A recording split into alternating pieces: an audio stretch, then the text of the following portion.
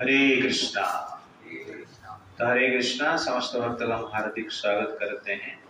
तो आज हम भगवद गीता के चैप्टर 16 डिस्कशन करेंगे, the divine and demoniac nature, the दैवी संपद और आसुरी संपद।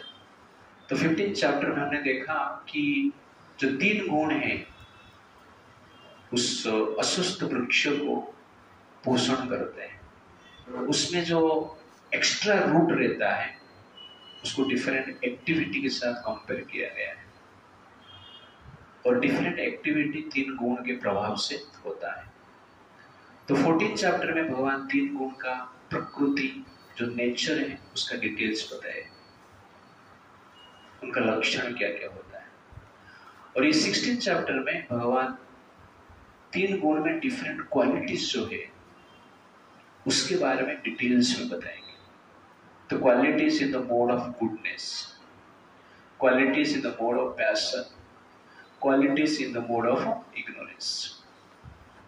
रजोगुण का क्वालिटी क्या है, तमोगुण का क्वालिटी क्या है और सत्वगुण का क्वालिटी क्या है, इसका डिटेल्स इस चैप्टर में बताएंगे। और इस चैप्टर को एक एक्रोनिम में हम देखेंगे। एक्रोनिम का नाम है base, BACE। B for behavior of demoniac personality, verse number 13 to 18. A for attribution of divine and demoniac persons, that is verse number 1 to 6, जो कि आज हम देखेंगे। C for conception of demoniac person, verse number 7 to 12. E for end destination of demoniac person, verse number 19 to 24. भगवान generally जो दैवी प्रकृति में रहते हैं और राक्षस प्रकृति में रहते हैं उनका क्वालिटी बताएंगे। पहला वर्ष पढ़ लेते हैं। श्री भगवान वाच अभयम सत्व संसुधि ज्ञान योग व्यवस्थितिः दानं दमञ्च यज्ञं च स्वाध्याय तपर्जवम् अहिंसा सत्यम अक्रोधः त्याग शान्तिः अपैशुनम् दया भूतेषु अललुप्त्वम् मार्दवम् हि अचपलम् तेज क्षमा धृति शौचम् अद्रोह नातिमानिता भवन्ति सम्पदं दैवीम् अभिजातस्य Bharat. The Supreme Personality of Godhead say, fearlessness, purification of one's existence, cultivation of spiritual knowledge, charity, self-control, performance of sacrifice, study of the Vedas, austerity, simplicity, non-violence, truthfulness, freedom from anger, renunciation, tranquility, aversion to fault-finding, compassion for all living entity, freedom from covetousness, gentleness, modesty, steady determination, vigor, forgiveness, fortitude, cleanliness, and freedom from envy and from passion for honor. These transcendental qualities, Possan of Bharat, belong to godly men endowed with the divine nature.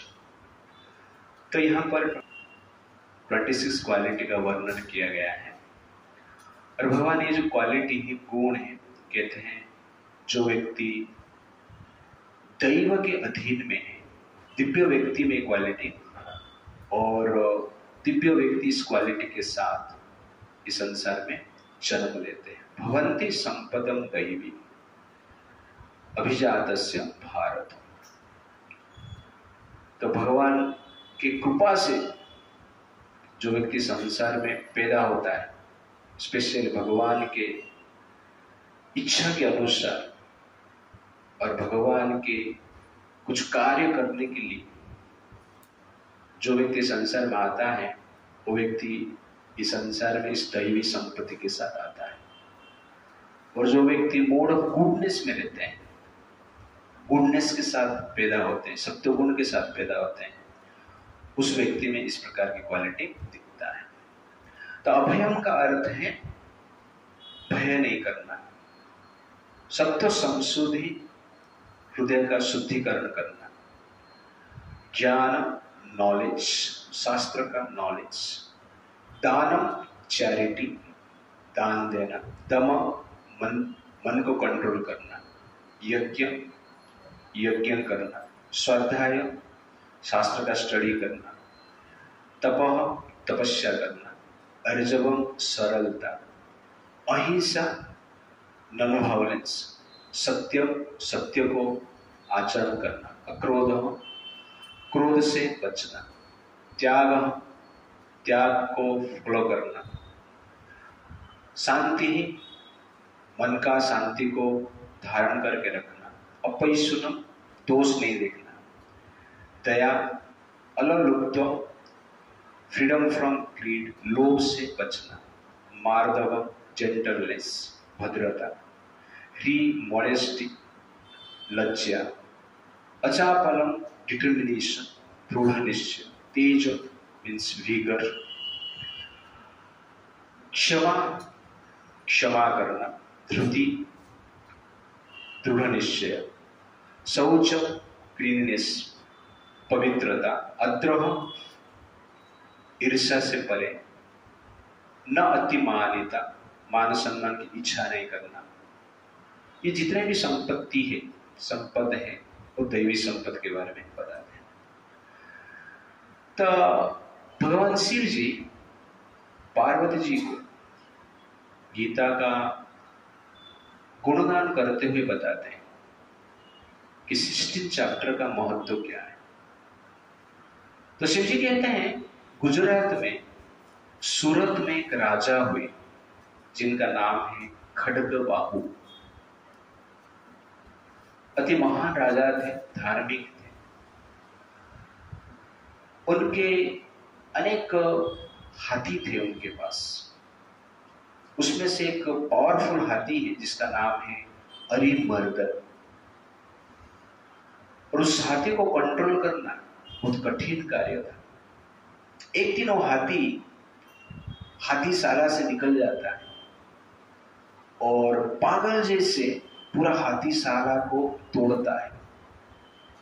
हाथीशाला टूटने के पश्चात वो शहर में आता है, नगर में आता है और घूमता रहता है, जोर जोर से भाग रहा है। सब लोग देखकर लोग भी इधर उधर भाग रहे हैं। हाथी कितने लोग को पकड़कर मार दिया, पैर में कुचल दिया।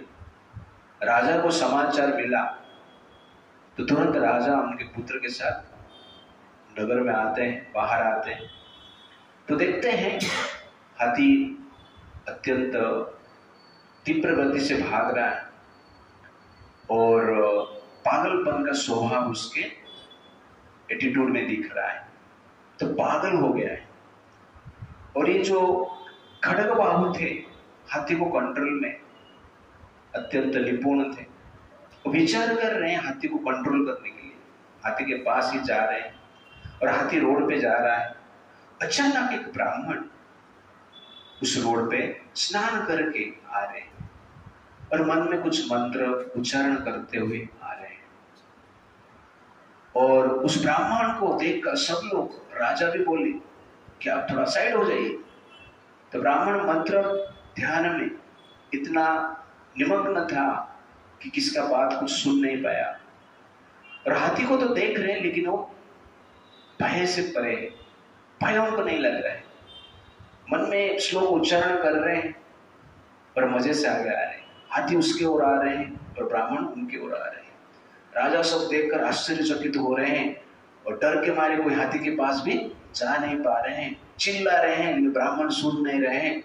और हाथी ब्राह्मण के पास आता है और ब्राह्मण क्या करते हैं, हाथी का सूंड को स्पर्श करते हैं तो हाथी शांत हो जाता है। शांत होकर वहां पर बैठ जाता है और उसके बाद ब्राह्मण थोड़ा हाथी को मसाज करते हैं। ये सब देखकर राजा आश्चर्यचकित हो जाते कि इतने बड़े बड़े महारथी इस हाथी को कंट्रोल नहीं कर पाते, और मैं स्वयं आया हूं यहां पर, लेकिन मुझे जाने के लिए मेरे हृदय में भय उत्पन्न हो रहा है। ये साधारण ब्राह्मण आया और हाथी को स्पर्श किया, हाथी शांत हो, इसका कारण क्या है? वो ब्राह्मण के पास जाते हैं, उनको पूछते हैं, तो ब्राह्मण कहता है इसका कारण सिर्फ गीता का ये 3 वर्ष है। अभयम सत्य संशोधित ज्ञान योगम व्यवस्थिति दानम दमस्य यज्ञस्स श्रद्धाया तपार्जवम अहिंसा सत्यम अक्रोधः त्याग शांति अपैशुनम दया भूते सरलुप्त्वम मार्दवम ह्रियचापलम तेज क्षमा धृति शौचम अद्रह नतिमानिता भवन्ति संपदम दैवीम अभिजातस्य भारतम। ब्राह्मण कहता है प्रतिदिन ये 3 श्लोक उच्चारण करता, डिसाइड करता, और इसके प्रभाव से ये हाथी शांत हुए, और इसके प्रभाव से मैं भी शांत हूं। अभयम, लेकिन नहीं शांत है ना, हाथी को देख के लोग भाग रहे हैं, कितने लोग मर गए हैं, और क्या कुचल रहा है, ब्लड इधर उधर दिख रहा है, फिर भी शांति। अभयम, निर्भीक है। तो ये जब राजा सुनते हैं, वो ब्राह्मण को राजमहल में बुलाते हैं, दक्षिणा देते हैं, अपना गुरु के रूप में उनको ग्रहण करते हैं, और कहते हैं मुझे भी कृपा कीजिए, मैं इस वर्ष को प्रैक्टिस करूं। तो ब्राह्मण की कृपा से राजा भी खड्गवाहु इस वर्ष को प्रैक्टिस करते हैं। और कितने दिन के बाद वो टेस्ट करने के लिए वो हाथीशाला में जाते हैं और हाथी को निकालते हैं। वो हाथी पागल जैसे इधर उधर घूमता है, और उसके बाद खड्गवाहु उस हाथी को जाकर स्पर्श करते हैं, तो हाथी शांत हो जाता है। तो उनको पता चलता है कि ये वर्ष में पावर है। शिव जी पार्वती को बताते हैं। उसके पश्चात अपना पुत्र को राज्यभार दे देते हैं। वो सोचते हैं ये 3 वर्ष में इतना पावर है, तो पूरा गीता में कितना पावर रहेगा। इसलिए राज्य की कुछ आवश्यकता नहीं है, और हाथी को संभालने के लिए कला सीखने की आवश्यकता नहीं है, बस गीता पढ़ो, सबका समाधान है। तो उसके बाद राज्य त्याग कर देते हैं, वन में जाते हैं और गीता स्टडी करते हैं, और अंत में वैकुंठ में प्रवेश करते हैं। शिव जी ये चीज पार्वती जी को बता रहे हैं। तो ये जनरली गीता का महत्व, एक एक श्लोक का इतना महत्व है। हम जनरली इसका अनुभव कलयुग में नहीं कर पा रहे। इसका मूल कारण है हमारा श्रद्धा उतना स्ट्रॉन्ग नहीं है, इसलिए जनरली नहीं कर पा रहे। बट इसका फल मिलेगा, कलयुग में नहीं मिला तो अगला युग में तो मिल जाएगा, नेक्स्ट लाइफ में मिल जाएगा। इसलिए मैं वर्ष को जनरली बार बार आपको पढ़ने के लिए कहा। 3 वर्ष हम लोगों ने कंटिन्यूसली पढ़ा है, तो इस वर्ष को याद करने की प्रयास कीजिए। और यहाँ पर जो 26 क्वालिटी दिया गया है, जिस व्यक्ति के पास ये क्वालिटी रहता है, भगवान उसको क्या करते हैं, पसंद करते हैं। इसलिए यहाँ पर भगवान कहते हैं कि भवन्ति संपदं दैवी, ये दैवी व्यक्ति का, दिव्य व्यक्ति का संपत्ति है, देवताओं का ये संपत्ति है, ये संपद है। तो वास्तव में जो हमारा संपत्ति है, जो धन है, वो जनरली गोल्ड नहीं, गोल्डन क्वालिटी से। तो मनुष्य शरीर स्पेशल मिला है इस क्वालिटी को रिवाइव करने के लिए, प्राप्त करने के लिए। तो समाज में मनुष्य का एक स्पेशल क्वालिटी है, धन के लिए वो परिश्रम करता है, और धन के लिए वो जीता है, और धन के लिए भी वो मरता है। लेकिन वास्तव में ये दैवी संपत्ति, डिवाइन क्वालिटी, ये वास्तव में धन है। इसके लिए हमें क्या करना चाहिए, परिश्रम करना चाहिए। इस संपत्ति को प्राप्त करने के लिए हमें जीना चाहिए, और ये संपत्ति का रक्षा करने के लिए हमें मरना चाहिए। जब मनुष्य समाज इसके लिए कार्य करता है, तब जनरली वो भगवत धाम जाने के लिए योग्य बनता है। और ये शरीर का डिजाइन स्पेशल इस प्रकार किया गया है क्योंकि इतर योनि में आप देखेंगे धन संपत्ति के लिए कोई भी पशु पक्षी ट्राई नहीं करता है, फिर भी अपना शरीर का पोषण कर पाते हैं, फिर भी अपना फैमिली का पोषण कर पाते हैं। लेकिन मनुष्य ये शरीर प्राप्त किया है, धन संपत्ति के लिए जीवन भर परिश्रम करता है, और कभी कभी ऐसे प्रतीत होता है कि फैमिली का पोषण भी नहीं कर पाता है। मान लो कोई पोषण भी कर लिया तो मन का शांति प्राप्त भी नहीं कर पाता है। ये प्रैक्टिकल प्रूफ है संसार में। संपत्ति तो है लेकिन शांति नहीं। क्यों? इसका कारण यह है कि ये मनुष्य शरीर डिजाइन किया गया इक्वालिटी का रिवाइव करने के लिए। इसलिए वास्तव में वो व्यक्ति धनवान है जिस व्यक्ति के पास 26 क्वालिटी है। वो व्यक्ति धनवान है, रिचेस्ट पर्सन है इन द होल क्रिएशन। एक पैसा भी नहीं रहेगा चलेगा, लेकिन ये क्वालिटी है तो वो धनवान है। क्यों? क्योंकि इस क्वालिटी से वो व्यक्ति भगवान को आकर्षित करता है। भगवान को ये दैवी संपत्ति से हम खरीद सकते हैं। भगवान को आप गोल्ड से नहीं खरीद सकते, डायमंड से खरीद नहीं सकते, अपना स्किल पावर से खरीद नहीं सकते, ब्यूटी से खरीद नहीं सकते, लेकिन ये डिवाइन क्वालिटी से खरीद सकते। इसलिए भगवान इसको क्या कहते हैं? दैवी संपत्ति। क्यों? क्योंकि दैव को इस संपत्ति से खरीदा जा सकता है। इसलिए संपत्ति को भगवान क्या कहते हैं? दैव संपत्ति। क्यों? दैव इस संपत्ति के अधीन में, और भगवान इस संपत्ति का मूर्तिमंत प्रतीक है। और भगवान के साथ हमें कनेक्शन चाहिए तो इस प्रकार की क्वालिटी अत्यंत आवश्यकता है। इसलिए मनुष्य जीवन में ये हमारा क्या होना चाहिए? प्रायोरिटी होना चाहिए। जिस प्रकार धन के लिए हमारा प्रायोरिटी रहता है, वैसे ही इस क्वालिटी को डेवलप करने के लिए जीवन में हमारा प्रायोरिटी होना चाहिए, और इस क्वालिटी के अनुसार जीने की प्रयास करना चाहिए। इसलिए हमें एक बुद्धि चाहिए। गीता में भगवान कहते हैं 2nd चैप्टर में, व्यवसाय आत्मिका बुद्धि एक कुरुनंदन बहुशाखा अनंतस्य बुद्धय अव्यवसाय। व्यवसाय आत्मिका बुद्धि, हमारा बुद्धि कैसे होना चाहिए? डिटर्मिनेशन कैसे होना चाहिए? व्यवसाय, एक व्यवसायी जैसे, बिजनेसमैन जैसे होना चाहिए। जिस प्रकार बिजनेसमैन केवल क्या दिखता है? पैसा ही दिखता है, मनी ही दिखता है। पैसा के लिए रात नहीं सोएगा, पैसा के लिए दिन भर जागेगा, परिश्रम करेगा, पैसा के लिए भूख भी त्याग कर देगा, पैसा के लिए सारी फैमिली रिलेशनशिप को भी त्याग कर देगा, पैसा के लिए वो किसका मर्डर भी कर सकता है, पैसा के लिए किसको लूट भी सकता है, पैसा के लिए कुछ भी कर सकता है। उसको कहते हैं व्यवसाय आत्मिका बुद्धि। वैसे ही हमारा बिजनेस माइंड होना चाहिए। और कौन सा बिजनेस माइंडेड होना चाहिए? इस क्वालिटी को प्राप्त करने के लिए, भगवान को प्राप्त करने के लिए इस प्रकार की भावना हमारा होना चाहिए। तो व्यवसाय आत्मिका बुद्धि, बिजनेसमैन जैसे डिटर्मिनेशन होना चाहिए, तब जाके क्वालिटी मिलेगा। तो दो चीज है, संपत्ति और विपत्ति। तो इस संसार का जो संपत्ति है जनरली हमें विपत्ति में डालता है, पर ये दैवी संपत्ति जो है इस संसार का विपत्ति से हमें बचाता है। तो संसार में जो भी संपत्ति हम प्राप्त करते हैं विपत्ति से जाकर प्राप्त करते हैं, और वो संपत्ति हमें बाद में विपत्ति देता है। जिस प्रकार हमें संसार में देखें कि संपत्ति विपत्ति का कारण बनता है।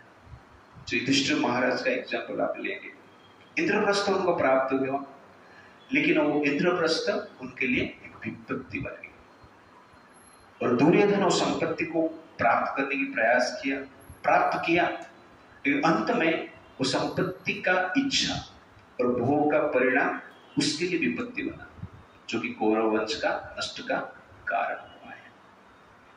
तो इसीलिए संसार में हम देखते हैं कि धन जो है विपत्ति का कारण बनता है। पर ये जो संपत्ति है, दैवी संपत्ति है, हमें वास्तव में संसार का विपत्ति से बचाता है, और अल्टीमेटली जो विपत्ति है जन्म मृत्यु जरा व्याधि उससे भी बचाता है। That is the point. But इस संपत्ति को प्राप्त करने के लिए कोई इच्छा नहीं करता है। इस प्रकार कहा जाता है कि शुगर का डर से लोग मीठा खाना छोड़ देते हैं, ब्लड प्रेशर का डर से लोग नमक खाना छोड़ देते हैं, लेकिन भगवान का डर से कोई पाप को नहीं छोड़ता है। ये सबसे बड़ा क्या है? दुर्भाग्य है। और पाप जो है सब विपत्ति का कारण है। और पाप क्यों करते हैं? जिसके हृदय में ये दैवी संपत्ति को कल्टीवेट करने की इच्छा नहीं रहता है, वो व्यक्ति क्या करता है? संसार में पाप करता है। और जब पाप करेंगे हम पाप को भूल जाएंगे। पाप करेंगे तो अल्टीमेट जो बाप है, कृष्णा है, उनका कृपा भी हमें प्राप्त नहीं होगा। इसलिए जिसके पास दैवी संपत्ति रहता है वो पाप को भी डरता है और पाप को भी डरता है, इसलिए क्या है? विपत्ति से बचता है। लेकिन दैवी संपत्ति जिसके पास नहीं है वो पाप को भी नहीं डरता है, पाप को भी नहीं डरता है, इसलिए विपत्ति में रहता है। इसलिए हमें क्या है? ये दैवी संपत्ति अत्यंत आवश्यकता है भगवत प्राप्त करने के लिए। प्रभुपाद जी परपट में लिखते हैं कि यो कहते हैं in the beginning of the 15th chapter का प्रारंभ में the banana tree of this material world was explained। अश्वत्थ वृक्ष का वर्णन किया गया है। The extra roots coming out of it were compared to the activities of the living entity। जो एक्स्ट्रा रूट आता है, एक्स्ट्रा रूट का कंपेयर जीव का जो कार्य है कर्म के साथ किया गया है। प्रभुपाद जी कहते हैं दो प्रकार के कर्म है, एक है शुभ कर्म और एक है अशुभ कर्म। Auspicious activity, inauspicious activities. Activities in the mode of goodness are considered auspicious. जो सत्वगुण में रहते हैं वो ऑस्पिशियस एक्टिविटी करते हैं, और रजोगुण और तमोगुण में जो रहते हैं वो इनऑस्पिशियस एक्टिविटी करते हैं, अशुभ एक्टिविटी करते हैं। और सत्वगुण का जो एक्टिविटी है मुक्ति की ओर लेके जाता है, और रजोगुण का तमोगुण का जो एक्टिविटी है वो जनरली बंधन की ओर लेके जाता है, मुक्ति की ओर नहीं लेके जाता है। Therefore, जो गुडनेस है शुभदायक है, और पैशन और इग्नोरेंस रजोगुण जो तमोगुण है अशुभदायक है। ये जो गुण है, ये जो आपने वर्ष देखा 26 क्वालिटीज, वर्ष नंबर 1, 2, 3, ये गुडनेस का क्वालिटी है। तो ये जितना भी क्वालिटी है वो गुडनेस में आता है। तो जो व्यक्ति ये क्वालिटी के अनुसार जीता है और जिस व्यक्ति के पास ये क्वालिटी है वो गुडनेस में। ये जो 3 गुण है, ये जो क्वालिटी है, ये बीज जैसे हर व्यक्ति के हृदय में गुडनेस का बीज है, सत्वगुण का बीज है, रजोगुण का बीज है, तमोगुण का बीज है, हर व्यक्ति के, हर मनुष्य के शरीर में। जिस प्रकार बीज को अंकुरित होने के लिए एक एनवायरनमेंट की आवश्यकता है, ठीक उसी प्रकार गुडनेस की क्वालिटी, रजोगुण की क्वालिटी, तमोगुण का क्वालिटी डेवलप होने के लिए एक एनवायरनमेंट की आवश्यकता है। इसलिए भारत का जो कल्चर है वो गुडनेस में पहले था, इसीलिए वो संस्कृति हर व्यक्ति के हृदय में गुडनेस का क्वालिटी डेवलप करता था।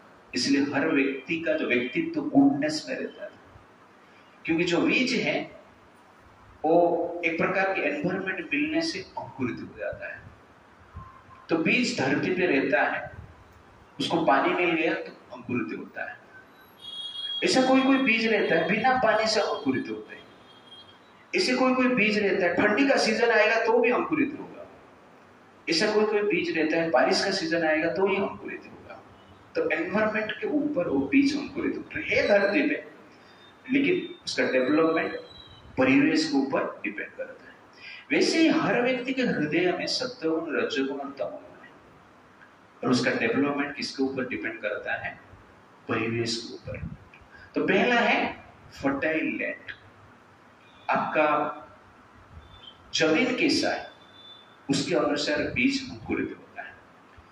तो गुडनेस का जो जमीन किस होना चाहिए? आहार, निद्रा, भय, मैथुन। ये हमारा संस्कृति जो है ये सांस्कृतिक होना चाहिए, ये प्रकृति है। आहार, निद्रा, भय, मैथुन प्रकृति है, लेकिन वैदिक संस्कृति के अनुसार जब हम आहार लेते हैं, वैदिक संस्कृति के अनुसार हम जब सोते हैं और उठते हैं, वैदिक संस्कृति के अनुसार जब हम हमारा आत्मरक्षा करते हैं, और वैदिक संस्कृति के अनुसार जब हम क्या करते हैं, संतान प्राप्त करने की प्रयास करते हैं, तो इस प्रकार सांस्कृतिक जीवन जब हम जीते हैं, गुडनेस का क्वालिटी डेवलप होता है, क्यों बीज अंदर है।